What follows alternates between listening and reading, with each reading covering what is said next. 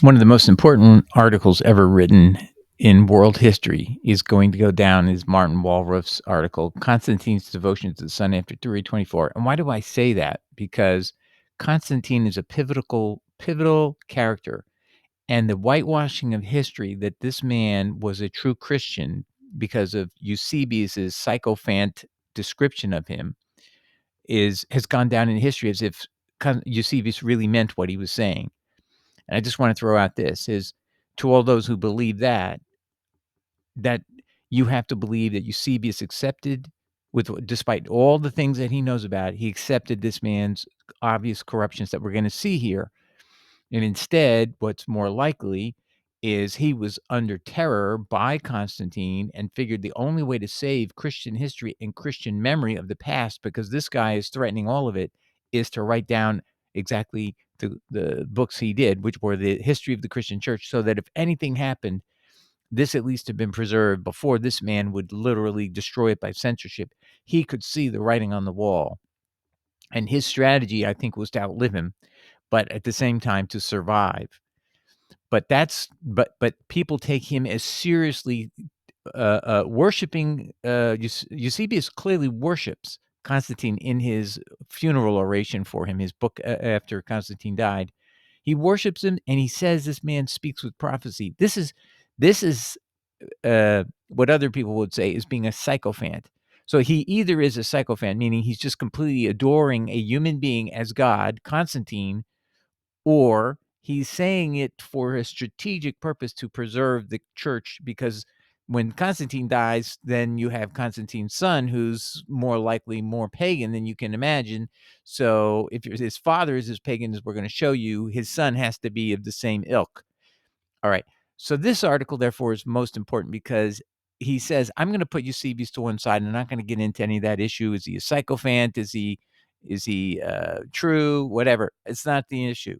I'm going to show you, he's going to show you by evidence before 324 and after 324 that Constantine was a solar worshiper and was into solar monotheism, which is interesting. I had never really thought about it as that, but that's uh, the way he sees it, and that's another thing to consider here in this article. Okay, and so who is Martin Wallraff, and where was this published? So you can see it says it was in the Studia Patristica. That's volume 34, 2001. And let's keep going here and we'll take a look. This is who he is. And he works at this time at the Ludwig Maximilians Universität München, and that's Munich. He identifies himself as a evangelical theologian at the faculty on this webpage. He's written many articles and papers and books. He has 18 papers and 5 books. We'll look at a couple of them here. Again, this is the main article. This is the article we're looking at today. But you can see he's got a couple of web pages to talk about him. And we can see this is his picture. And it says Institute of Church History. He's at the Faculty of Protestant Theology at Ludwig Maximilians University in Munich. Here's his full contact information in Munich. So this, again, everything looks like he's very mainstream. Julius Africanus, he wrote a book that's on Amazon. He has several books on Amazon. There's another book about fragments in 2012. Then a book on Weltzeit. So I mean, he's tried to do a lot of work. So this particular paper, Constantine's Devotion to the Sun, that we're focusing on today, was one of the papers presented at the 13th International Conference on Patristic Studies held in Oxford in 1999. It's in volume 34 at 2001. So that's the official books.google.com reference to it. But you can find the work itself, this article, in a PDF, and I will have the URL to that PDF available at our webpage. And apparently he put it online, so he wanted the public to know about it. And since he speaks German, I think he worked hard to translate that into English for this conference, which was done in English. And so let's begin here. He begins telling us about the common opinion about Constantine as being a Christian. Constantine won his victory over Maxentius. This is the Battle of Milvian Bridge in, I think it's 312 or 315. Instinctu divinitatis, as the famous inscription on his triumphal arch reads. Well, if you know, we showed you a video of Simca going up to the top of the Constantine's arch at Rome, and it really means that Constantine speaks with divine inspiration. And that's what Constantine was saying in the arch, which is a memorial to the Battle of Milvian Bridges, that the victory was due to divine inspiration, but he meant his own. It has been debated as to what deity this is referring, meaning when it says divinitas, is it himself or some other god? In any case, there is no iconographic evidence whatsoever to support a Christian interpretation. Yes, so when you go to the Constantinian Arch, there's no references to Christ at all. And that's important because later the myth will be told. He has no connection with Christianity until 324, when he orders us to show up at 325 in Nicaea. Okay, in modern day Turkey, Asia Minor in those days, or the province of Asia, actually, in the Roman Empire. So this is a guy who claims that Christ, later he's going to make these fantastic claims, or at least recorded by Eusebius, that he saw Jesus in the sky. Jesus said, "You'll win in this symbol," and he gave him the Chi-Rho, which happens to, by the way, we're totally dupes of this. Chi-Rho was a pagan symbol of the sun back in solar religion in Egypt 250 years before Christ, and it's on numerous coins to the solar god of the Greeks at that time. They were ruling Egypt at that time. So the Chi and the Rho are the letter C and the letter R in Greek iconography, in Greek, handwriting of the letters of the alphabet. And it meant Crestus, which meant good omen. And so that was used in conjunction with the solar worship and was on coins. So it's indisputable it existed 200 years before Jesus even existed. But we thought, because of the CNR, that sounds like Christ. We were told this is a symbol of Christ, and that's what he conned everybody. I saw the C and the R up in the sky, and I put this labyrinth of this. He created a thing that put on the troops' breastplates, the C and the R, as if this was all in favor of Christ, and we were such dupes. We're just the stupidest people. Really, we really proved in this whole experience with Constantine, he could pull the wool over our eyes because he knows about Egypt. He was a commander in Egypt. He knew what the kind of Rho meant. He knew it was a solar symbol. We didn't know, and we're being told all these lies by him and his lieutenants, and so we're just the biggest fools there's ever been. But we, the modern Christians, we can't afford to be fools, because this whole thing, he changed our faith. He changed the religion of Christianity into something that's completely abhorrent to a true Christian, a true follower of Jesus Christ, and his commands that there's only one true God, the Father, as he says in John 17, 1-3. Please go read it. Anyway, on the other hand, the arch is full of solar symbols. So if you go to Rome, you go to the Constantinian's arch, and we have videos on this, and we showed you Simca's video of the Arch of Triumph. They're all solar symbols, and he's thanking the god of the sun. There can be no doubt at this stage that Sol Invictus was at least as important to Constantine as Jesus Christ. I mean, Jesus Christ has no meaning to him, and he's lied to you about the Chi-Rho. But this, see, just to show you, you have to dig deep into the background of Constantine, because it takes time to find that. I found it, but he doesn't seem to know anything about that. As you'll see, he'll never bring up something that I think is crucial. He's using a solar symbol every time you see the Chi-Rho, and he never realizes it. And that's, his whole argument is the symbology turned into Christian symbology, and one of the evidence of that is the Chi-Rho on the labrums of the troops. No, that's proof that we are idiots. We're ignoramuses when it comes to pagan religion, and he fooled us. Mr. What's his name again? Mr. Wallraff. So you're doing a good job, but you don't know everything that you should have known to give this message. So he missed the big picture there. But we have that in another video. However, this changed after 324, when Constantine became ruler of the whole empire. After that date, his religious policy was very favorable to Christians, to say the least. Therefore, it is communis opinio, which means common opinion, that solar elements were eliminated.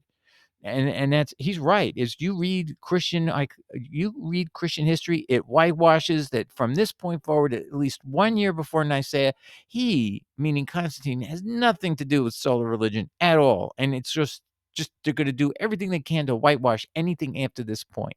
So they're going to actually concede that even though he came to Christ over a decade earlier, he showed no evidence of it. And now 324, 1 year on the year that he's ordering us to show up at Nicaea, he somehow has made a huge transformation, and now he's a Christian for real. And this is another phony con job on us, and just by not just him, but all the people who believe this stupid, ridiculous story that he's a Christian at 324. It's just absurd. And this guy is showing you, Wallraff is showing you the physical objects that are inconsistent with that, as he'll show that. He says it is the purpose of this paper to re-examine the evidence for this topic.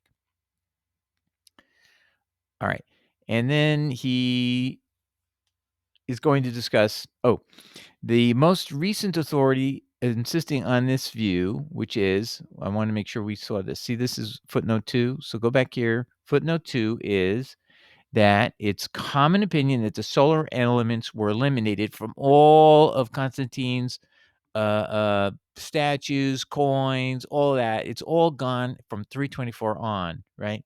And he cites as his proof of that continued misperception, he's going to try to be correcting the perception of this person, is a guy named Joachim Bleichen. And he cites this book, Constantine der Große und die Christen. He's a great Christian. Munich, 1992, and we give you the biography of this guy. So this is a serious German professor of ancient history. That's what it says up here. Okay. He's a professor of German history, and he gets it wrong. He claims that there were no more solar images from 324 on. Now, just when I show you the evidence, you're going to be laughing just at that alone. But you see, you can have people who are paid to be professors of history who get it wrong. And we're saying not just a little bit, completely wrong.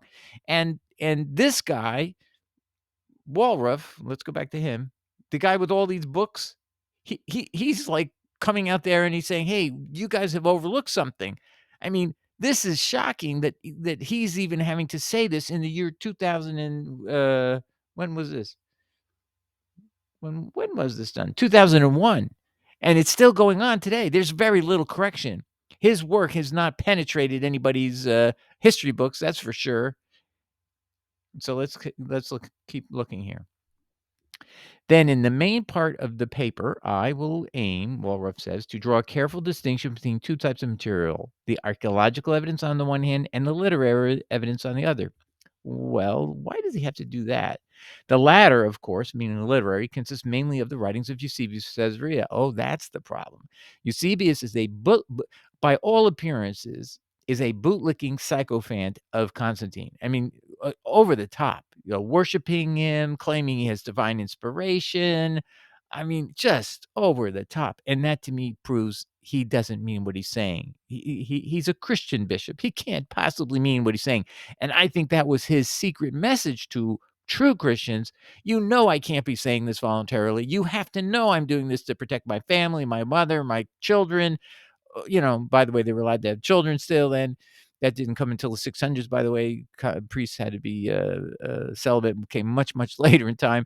I mean, so these guys, their entire life is at risk if they don't let down their guard. And Eusebius was I think the only way I can justify his behavior is that he didn't really mean anything he was saying. He went over the top to send a secret message to us that I don't believe anything I'm telling you. I just have to do this because I'm a prisoner of this man. I can't stop. I started this to protect all the Christian history, and I've done my job. So maybe people won't understand me, but my master understands why I did this. So he's like the CIA of Christianity all by himself. His little secret agent trying to protect us. That's what I hope so. I hope so, because otherwise he's going to hell because he just totally is worshiping a man as God, Constantine. To tempt methodology, but this guy, Wallraff, is trying to say, I'm going to put all of that to one side, and I'm going to read the archaeological history to you. and that's what he's doing. To attempt methodologically to keep these two apart is not new. It has been tried many times before. So he's saying others have tried the same. However, in practice, it has turned out to be extremely difficult to draw a picture of Constantine remoto Eusebius, as it were. So to understand Constantine but not use Eusebius at all is extremely hard, because we literally, the only history we have of Constantine primarily comes from Eusebius. As biased and as crazily written as it sounds. I mean, we're talking insanity. That a Christian could write the way he wrote about Constantine is just over the top, bizarre. But it is what it is. You can't change history. That can't change literary writings. And another thing, he might have been corrupted after he died, and to make it look like he was even more of a psychophant than he really was. So, this period of time is so evil and so corrupt. People were willing to corrupt the scripture to make Jesus God, to match the solar invictus and all these things. So you have people who have absolutely no morals, no ethics running the show because Constantine is so evil, and that's why this con job has been so successful and so hard for us to unravel. But here is Wallraff for the first time. That's why I say this is one of the most important articles. It's allowing us to finally break free of these huge, tremendous, powerful lies that have trapped our Christian church in this mistake that Constantine is a Christian. But I digress. Let's keep going. The information handed down by the Christian bishop Eusebius comes in just too handy and is just too extensive to be entirely discarded.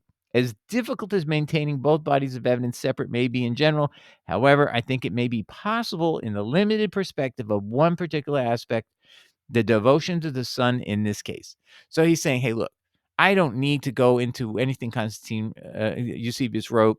I'm going to just show you the devotion to the sun by Constantine is consistent and continues before 324 and after 324. And so I'm not getting into any more discussion of Eusebius than I need to as a result. And that was a clever thing, because Eusebius decided to be silent primarily about it. So there's nothing to quote, there's nothing really to look at Eusebius anyway, because he's mute. He's not going to affirm. That's the one thing he doesn't do. He doesn't affirm Constantine in his solar worship. He tries to go around it or say nothing. But I digress. So let's go back. So the purpose of the present paper is not only I can't read German, but also to give a paradigmatic analysis of Eusebius's representations of Constantine, which may help us to evaluate his information. Now, page 257. He says the big era of the sun cult came during the crisis of the empire in the 3rd century. So that means the 200s. The reign of Elagabalus, okay? And I've told you in a prior video, Elagabalus is really El Elohim Agabalus, Baal. So it's the Elohim of Baal. And so it's a Middle Eastern Syrian term that is based on Hebraic type language, El Elohim and Baal, and so on. At the beginning of that century, it remained a short, if significant, episode. Okay, so the period of time that the sun god was known in Rome as Elagabalus was due to, I think his name was Basinius. Anyway, Basinius was the last name of the emperor, and he came from Syria. And he's considered, if you look at footnote 7, a bizarre figure of history. So he's not even Roman, but somehow he becomes the emperor of Rome, and he brings in his religion from Syria. So he says this highly eccentric Syrian tried to impose his local cult of the sun god of Emesa on the entire empire. So this solar religion and this is something I didn't really pick up before, is this religion believed in Syria that Baal was the only true God, meaning this is a solar monotheism. So this is clashing in a sense with the view of this god of the sun in Greek culture, which is Apollo, and it clashes, or I thought it would clash, with Sol Invictus, which in the Roman view of God of the sun, that god of the sun had a father named Horus. So it So if you fuse Sol Invictus with the prior god of the sun within Roman religion, you would think that Sol Invictus has a father god. But apparently, what's really going on here is that Sol Invictus starts out of this idea of Elagabalus, who is a solar god, really Baal, which is supposed to be the supreme god, and there are no other gods. And it's something I didn't think about, and I think this is very important because this explains a lot more than I thought it did at first. So this is very important, a part of this article, and he's going to keep going back to that.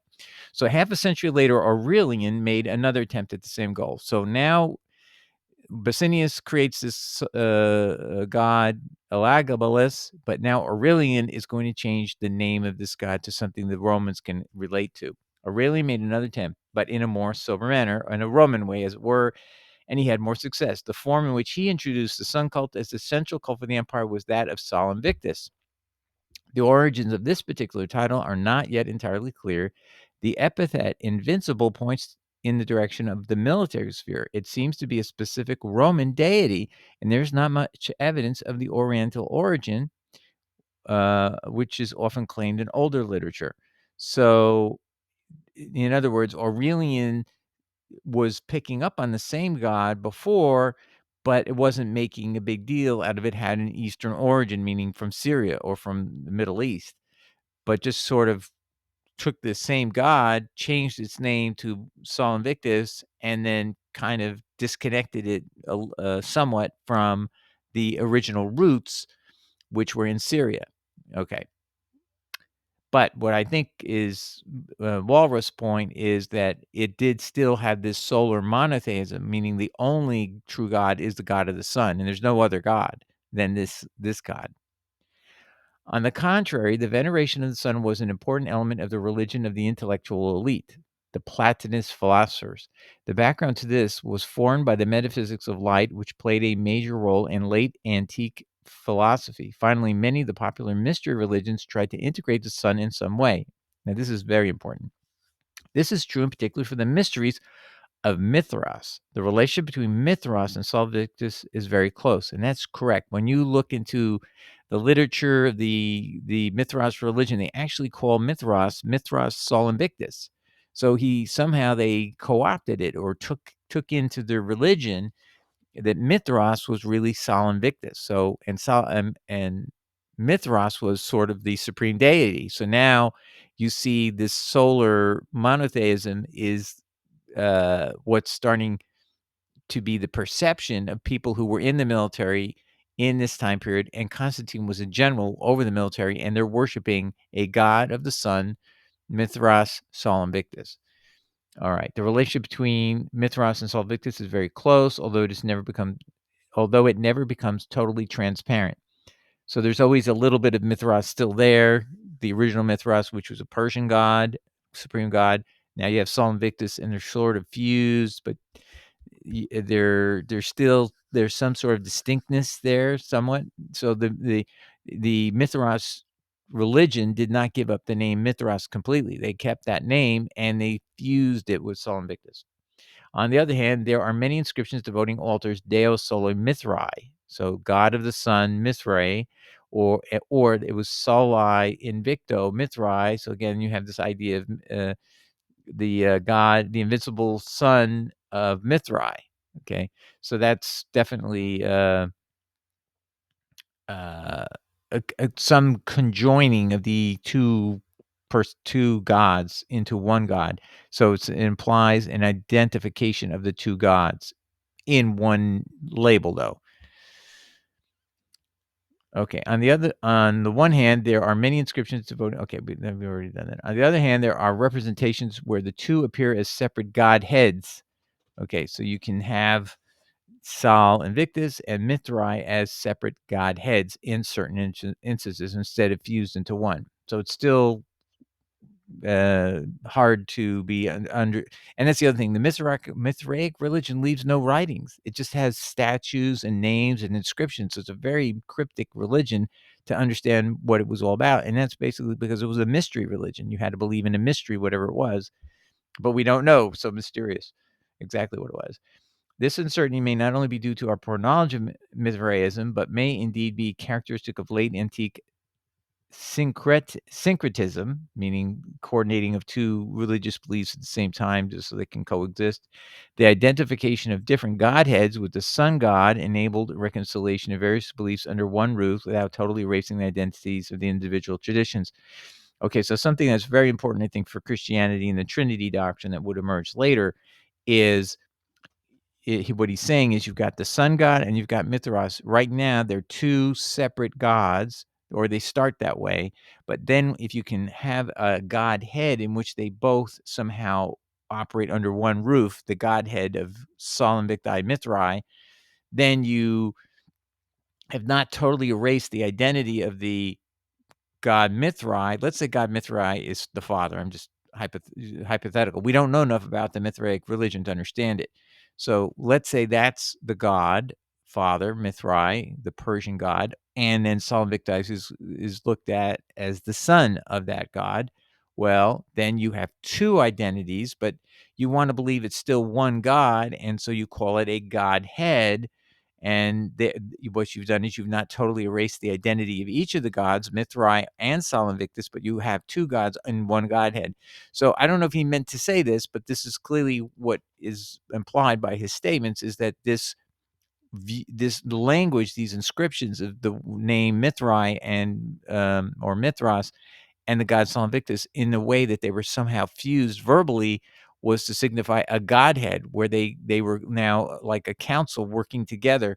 And so this conception of a godhead for two gods really is implied, pre-existent to the whole point of view that appears for the first time in Christian literature, in Christian life, is in 324, when somebody who worships Sol Invictus, Constantine, forced us to show up at this conference, and we end up believing in something exactly like what his Mithraic Sol Invictus religion really stands for: a two god system within a fusion of the god of two gods in one.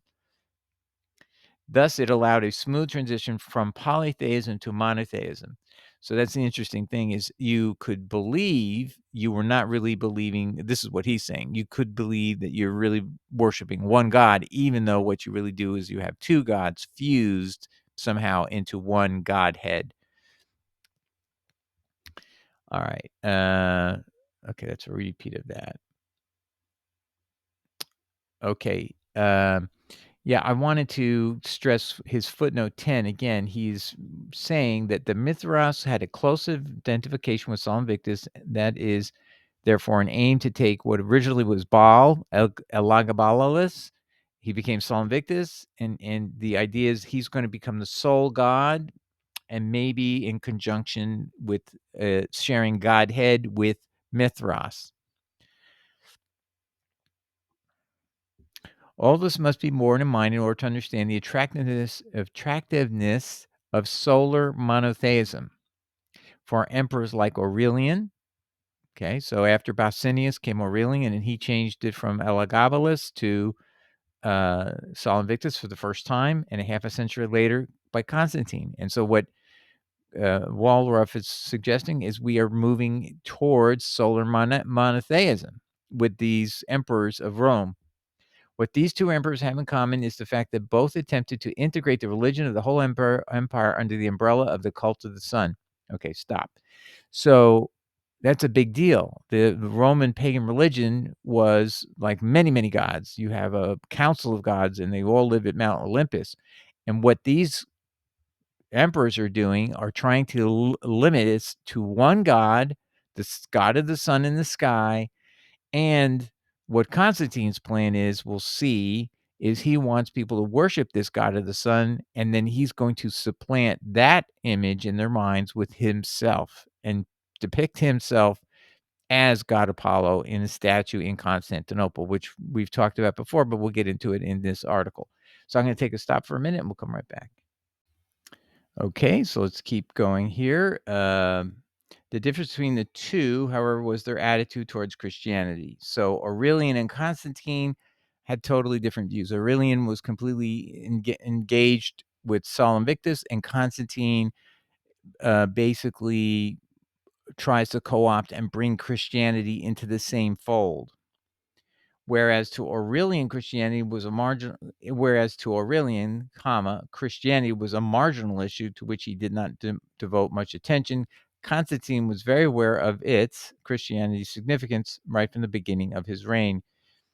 When he had a solar vision in 310, he ensured that a Christian interpretation was also circulated. So another thing is he's done his homework here, which is Constantine really didn't have a vision, or at least never reported one happening at the Milvian Bridge, as he later would tell his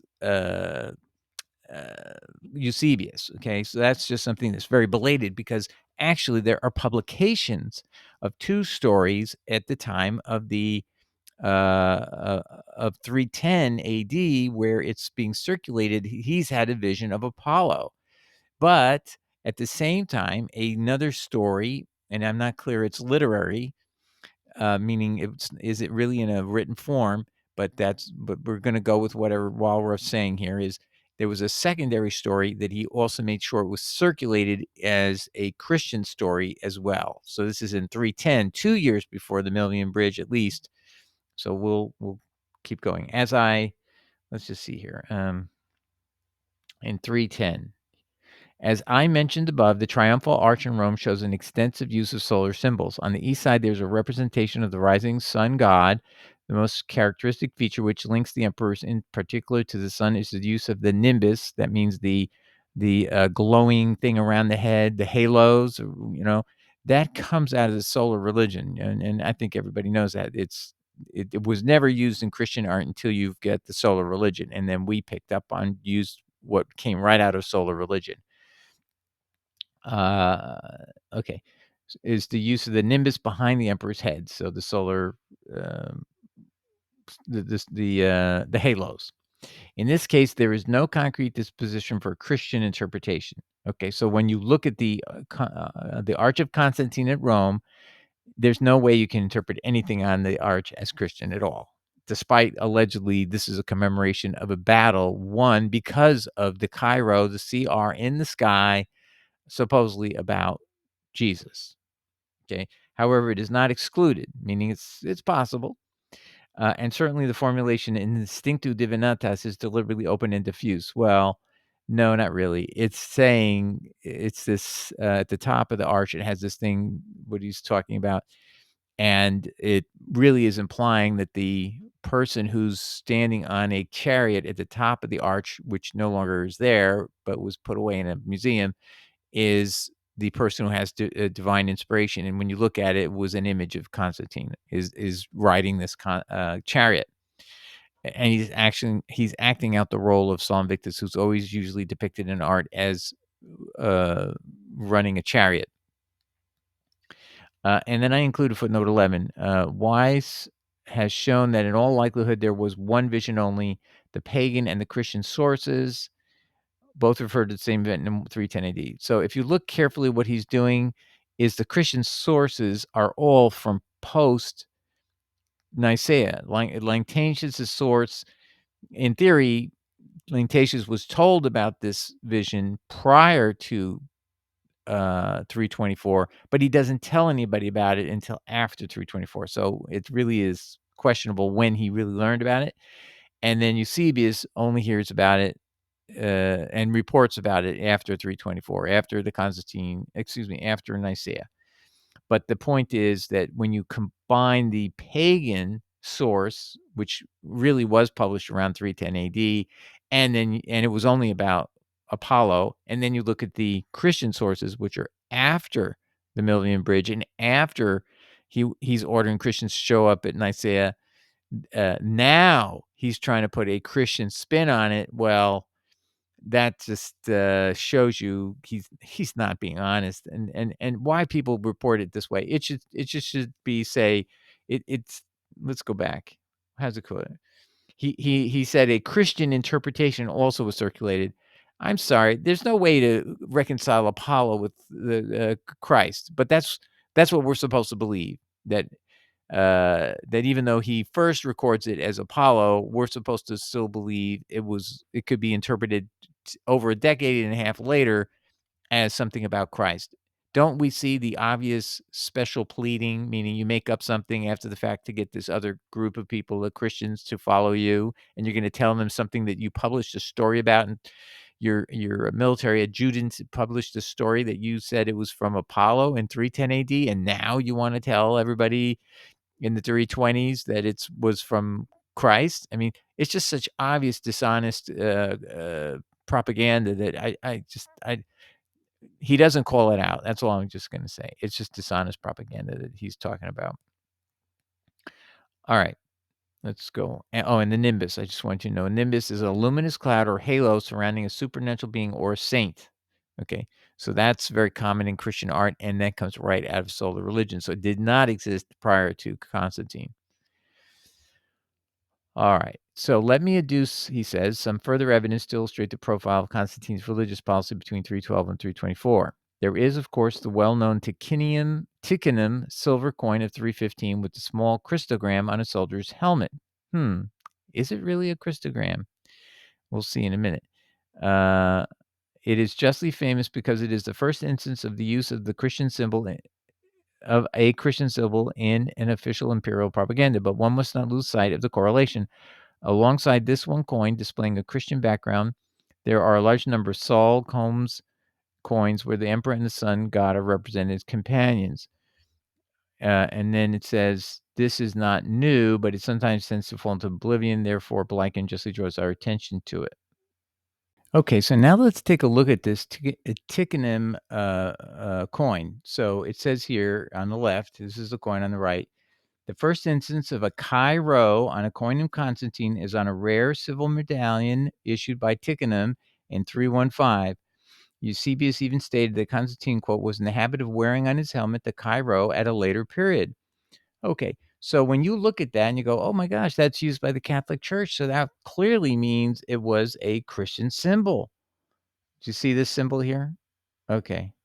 However, go back to the pagans of the 2nd century, Ptolemy, 246, 222. So this is the era where the Septuagint Greek is being made by the pagan Ptolemy rulers. These were the Greeks had conquered the Egypt in the 300s, and so they're making coins now. And here is the Chi Rho on coins, appears for the first time in the 3rd century before Christ. So this is well before Christ. And the reason for it, the reason for the Chi Rho, it's inside of this little, you see it over here. I hope you can see this. I don't know how to make it any bigger, but I'm circling it so you can see the identical thing as the Chi Rho right here. And it's also, so here, see this symbol over here? That's a Chi Rho. And over here, do you see the Chi Rho right there? And this is 250 years before Jesus is born. And it's worshiping the sun. That's what this is all about. So, yeah, this is not a Christian symbol at all. But we were conned. And see, it meant good omen. See, arm stood for Chrestus, Chrestus in Greek. And again, these are Greek coins from the pagan Greek culture of Egypt prior to 200, 300 years before Jesus Christ. Okay, so clearly a fraud on Christians that this is still being mentioned as a Christian thing. And he does it too. So Wallraff doesn't seem to know about what I'm showing you right here. So we'll take a break. Okay, and I'm going to try to truncate the remainder of this. So you are encouraged to go take a look and read the entire article. And it's right up here. See cord.ac.uk download/PDF 216465.364.pdf. And I'll put a link in the description when this is done. Nevertheless, on the whole, the interest in solar symbolism and imperial propaganda seems to fade after 324. However, a number of remarkable monuments with political as well as religious significance appear to contradict this impression. And he begins with this one. In Termessos in Asia Minor, for instance, the local government dedicated a statue to Constantine, the all-seeing sun. This inscription cannot be dismissed as a provincial lapse. A statue for the emperor had a certain political impact, and it is unlikely, therefore, that it was not approved by the official authorities. All the more so since a parallel inscription is found on a distinguished monument in the new capital of these. So he's talking about a monument called the Constantine Column, which we'll get into. This is where it's a statue of Apollo, and we'll talk about whose face is on the statue of Apollo. And then he just mentions here that the people will date this. Sometimes Haberdy dated this Temessos inscription to prior to 324, but the basis of that is simply that on the assumption that Constantine had completely given up all his solar worship ways prior to 324, and he basically says that that's not true, and therefore you don't have any archaeological belief for that. And then he shows that since it was given to Constantine at this time, you would have waited till Constantine unequivocally defeated Licinius, and that only occurred. Licinius was his co-emperor. In those days, you had to have two emperors, and he only became the sole emperor by killing Licinius, and that's what happened in 324. So you would wait until the outcome of that to give this imperial statue to Constantine. So that makes sense why it's 324. But more importantly, it's he's still, people know that he loves the sun as God, and he's called the all-seeing sun. Then in 324, he founds a city at Rome, and then he's going to talk here about the column. Okay, it is significant, therefore, that Constantine, had a porphyry column erected on the crest of the hill at the highest point of the peninsula. About 2/3 of the column is still standing, and even in its present state, the semberlitas, meaning hoops in Turkish, because it has hoop rings that it was built on, as it is called nowadays, dominates the city and, of course, surrounding sea. It must have been even more impressive when the statue on top of this column was still there. In the medieval tabula Putagerenia, a representation of the symbol of the city had been preserved, depicting a huge man with a lance in one hand and a globe in the other. Okay, so in the medieval times, we're talking about like the 1000 AD. In that time period, it was still there. In fact, it comes down in 1108 by a wind gale. So that's about the last time you're going to hear about it. From various Byzantine literary sources, we know the statue was facing east and that its head was surrounded by a radiant crown. And let's go here. Hence the iconography. Hold on here. Iconography. Oh, that's not what we're looking at. The scholarly debate leaves no doubt about the solar iconography of the statue, meaning this statue of the porphyry column, which is known as the column of Constantine. Well, of course, it's a statue of Apollo is what it is. So I don't think there can be any dispute.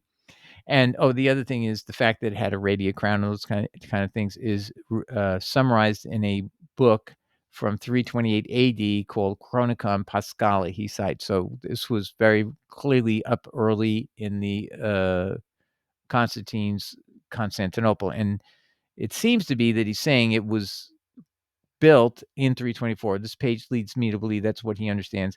And we do have proof that its construction was from 324 all the way to 328. It was completely done by 328, but obviously it had some presence for that entire period of time.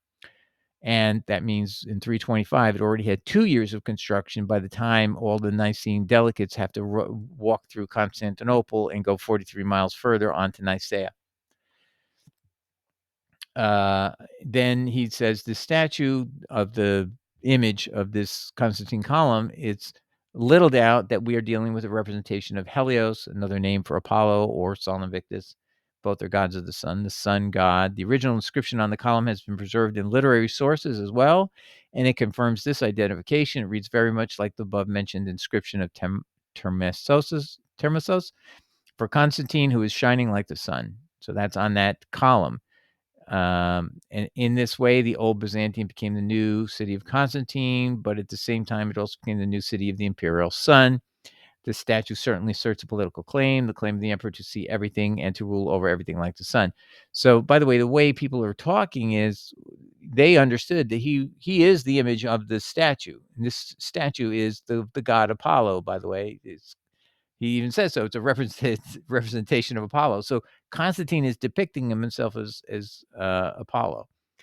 But in addition, it also had a religious dimension. This is apparent in the form of veneration received from the beginning. Already during the official inauguration ceremonies of the new city that was 328 AD, the statue played an important role, although it is not entirely clear to what extent the character of these ceremonies was Christian. More significantly, the statue remained a popular center of veneration even during the following Christian centuries. Philostorgius reports in the middle of the 5th century that the Christians tried to appease with sacrifices the image of Constantine. That means the statue's face is Constantine. We'll make a note of that because that's very important, which stands on the porphyry column. They venerate it with incense and candles, and they worship it like a god and perform tropaic rites. What is that? That means that it supposedly the statue had the power to avert evil influences or bad luck. And in fact, it actually refers to apotropaic statues as an example. All right. And the cult of the emperor and of the sun at the same time, for the sake of which Christians had once suffered martyrdom, had now become part of the Christian popular religion. Or more appropriately, it would be the Christian religion was now being co-opted into the god of the sun's worship.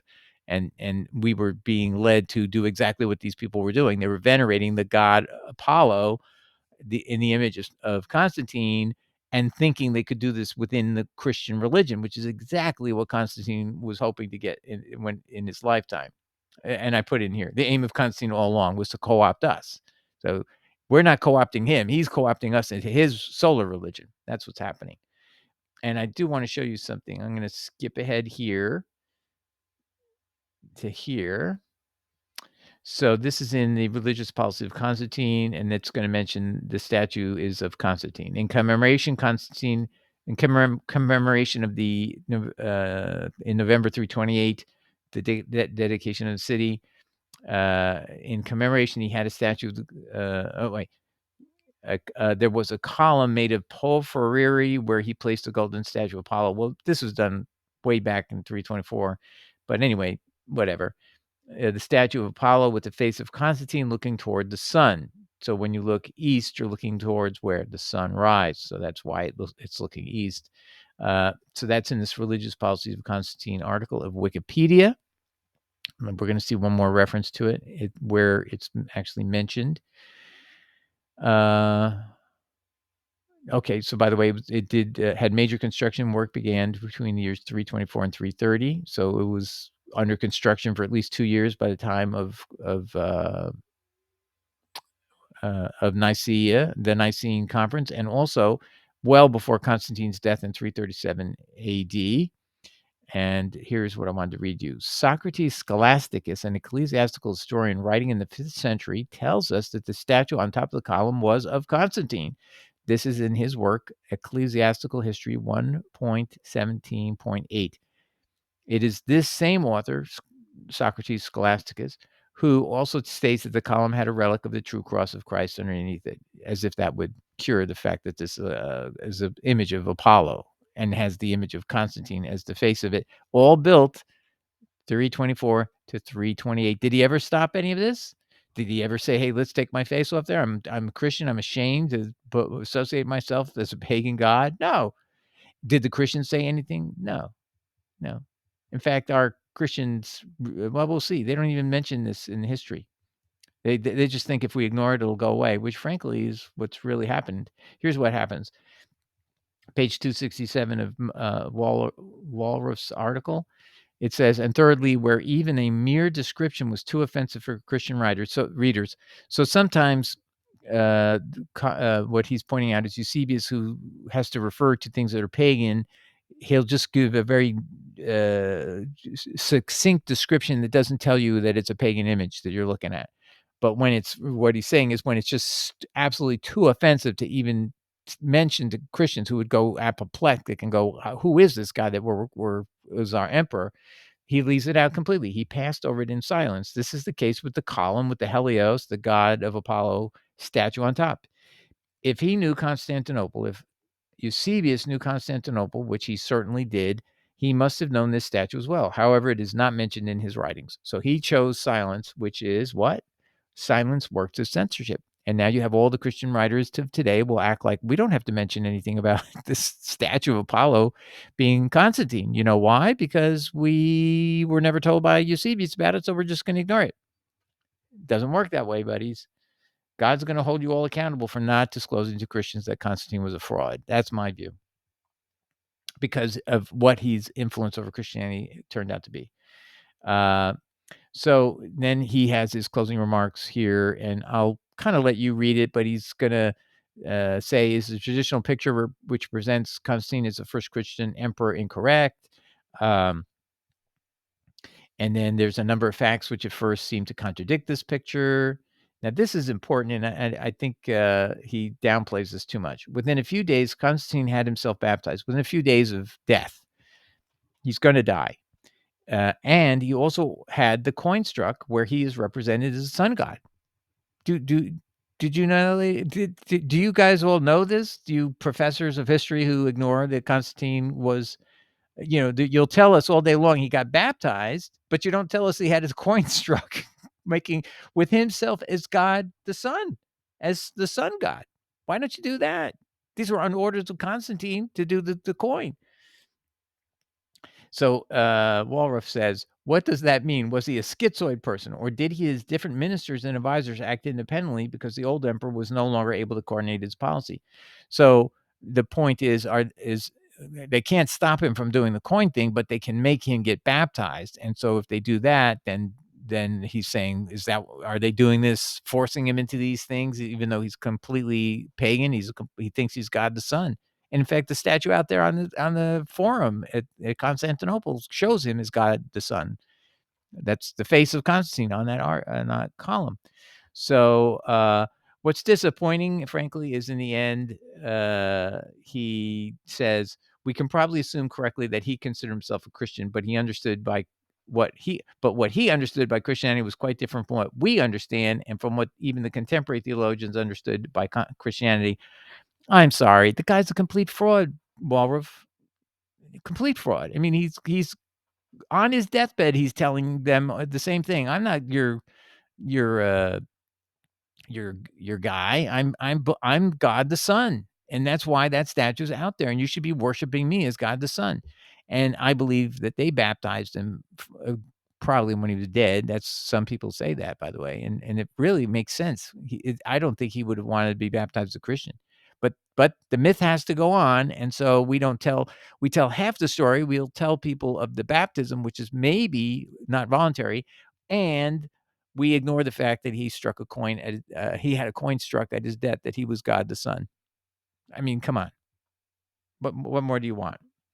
And then this is the other thing, is they won't tell you that he was buried. He wanted there was a special mausoleum made, and this was deconstructed so we can't see the way it originally was. And it probably was, he had the 12 apostles. Well, we do know this. There were the sarcophagus of 12 apostles were around him, right? And there was some zodiac symbolism in there, and there's 12 zodiac signs, and right, every month has its own sign. So this apparently was designed to coordinate uh, uh, with the idea that Constantine is God the Son, because if you've got 12 zodiacs and then Constantine is somehow God the Son, he would be at the center of that. So if each of the 12 apostles had some symbolic reference to a zodiac sign or a month of the year, then what we're going to see happens here is going to make sense that way. So he's in the middle. So the coffins of the 12 apostles are all retrieved from different all over the world, supposedly, and they're all there now with him, and he's at the center. And this is how he wanted to be entombed. He had a mausoleum made just for this purpose. And if you looked at it and you were a solar worshiper, you would go, okay, this is the 12 zodiacs with the god of the sun in the middle. Just like it is in nature, we see the god of the sun has the 12 zodiacs. 1 month every year is reflected in each of the zodiac signs. And there you go. So, or the other alternative is not much better. It's probably worse, which is what he says. You can see it says, first of all, he says Constantine had a highly individual form of Christianity that Constantine claimed for himself. Yeah, highly individualistic, highly egomaniac. This can be seen particularly well in the case of the imperial mausoleum where he was buried as a new Christ. Wow. Can you imagine this, ladies and gentlemen? He was buried as the new Christ. I think it would be much better to say he's a pagan. He asked that the apostles surround him. Uh, doesn't mean he's a Christian. Anybody can do that. And he had a solar view of what he was doing. He was the God of the sun, and it fit what he believed. So let's not pretend that he's a Christian or he wants to be even the new Christ. I mean, but obviously, if he wants to be the new Christ, that's blasphemy. That's an insult of God. Insult of God sent his son to be the Messiah, the anointed one, and king of us, not Constantine. So it's an insult on God's plan. It's an insult on Jesus Christ. This is terrible. But what does he say? It took several generations to adapt the situation to orthodoxy. And the process of that began by Eusebius. Eusebius gave some plausibility to all this, making some sense to him. Anyway, okay, I hope that helps everybody understand. This is one of the more important articles that people need to know about and reflect upon. So if you don't have time, I hope I've covered it adequately so you got the picture. And now you know the rest of the story. Constantine was a fraud. He was not a true Christian. He thought he was God the Son. He also may have thought he was, in some sense, the new Christ, replaces Jesus Christ. He embodies Jesus Christ. Who knows what he thought? Well, if Jesus became God at Nicaea and he now thinks he's the sole God, right? He thinks he's Christ. So it all makes sense to him in his crazy mind. So let's not be defrauded anymore. Let's realize that, and let's not forget this. What was Constantine's major contribution in history? He wrote the Nicene Creed. People do not reflect upon this because, as we showed you, Arius comes in and he starts the meeting off quoting John 17, 1-3, that the Father is the only true God, in order to prove there is only one God, and that's the Father. Okay. So he's trying to debunk the idea of Athanasius that Jesus could be God. So he starts with a verse that is irrefutable. So you would think. And Constantine comes up with what's called his letter to the bishops, where he explains what happened right after that. Okay, so I'm looking at this verse, John 17, 1-3, and you know what? They didn't think of something I thought of, and it's the homoousios. Jesus is of the same substance of the Father. The substance of the Father is eternal. Therefore, Jesus is an eternal Son of God. Therefore, he is God. Therefore, problem solved. Jesus is God. And why does he want Jesus to be God? Because what we're seeing right here on the screen, ladies and gentlemen, he wants you to think of him, the Son in the sky, also as God, the Christ. Therefore, it all fused into one right at his death. And he was expecting these Christian bishops would be so much the lackeys that they had been while he was alive. They would be lackeys in death, and they would actually preach that he was Christ at the end, and that we would worship him as God the Christ, because we would be worshiping him by this point as God the Son. That is probably what he was thinking. But his his greatest achievement in his mind, was fusing Christianity with his solar religion by getting us to accept at Nicaea that Jesus was God the Son. And that would allow him to infuse us with the idea that God the Son in the sky and God the Son of Yahweh are the same God, and therefore that fuses in him, because he is that God. He is the God of the Son, and he is the new Christ. He is the Christ in him, meaning God. If God the Son is in Constantine, and Constantine is God, and there's only one true God, and Constantine now can claim he is the Christ, because he's now redefined Jesus Christ not as a human being anymore, but as a God, or the only God, with God the Father. So see, that's that he had a long-term plan, and it all came to fruition in this mausoleum setup. All right, don't fall for it. Please reevaluate your opinions about the Trinity, those of you who are still Trinitarians, because this evidence is really proves that the person who gave you the Trinity, who gave you the deity of Christ, is really what this was. That he was a fraud and not a true Christian, and had a scheme up his sleeve to do exactly what you're seeing in death. He's the new Christ. He's also God the Son, and he fused it into one and expects you to be worshiping that God. All right, everybody, take care. God bless. Ciao. Bye.